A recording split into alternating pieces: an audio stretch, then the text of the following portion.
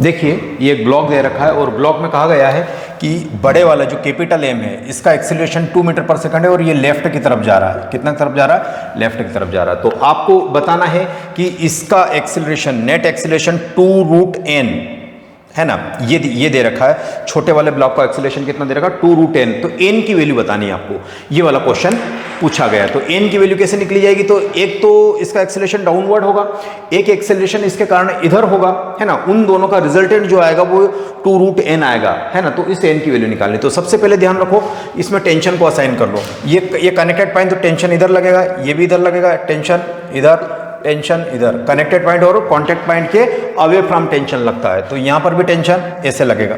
ठीक है, तो ध्यान से देखो, इसको लेफ्ट वर्ड खींचने वाला नेट टेंशन कितना है? लेफ्ट वर्ड एक तो ये टेंशन है और एक ये टेंशन है। तो मैं लिख सकता हूं वर्चुअल वर्क मेथड से लिख सकता हूं कि 2t इंटू वाट, ये वाला एक्सेलरेशन कितना है? 2 है।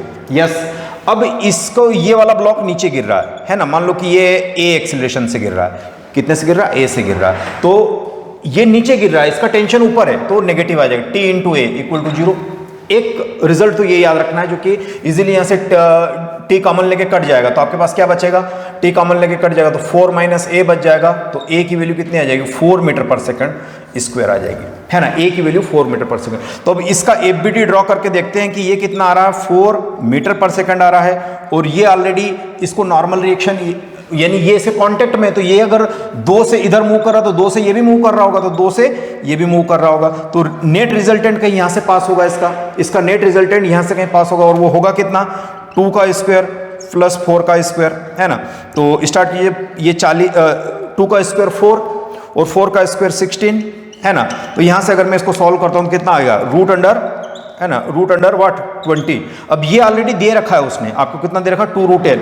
तो 2√n इक्वल टू आपके पास आ गया √20, है ना, √20। अब दोनों साइड स्क्वायर कर दो, तो ये 4 इंटू n आ जाएगा इक्वल टू 20 आ गया। तो ये आ जाएगा 4 × 5 20। तो n की वैल्यू यहां से कितनी आ जाएगी? 5 आ जाएगी। और यही आपसे पूछा हुआ क्वेश्चन है।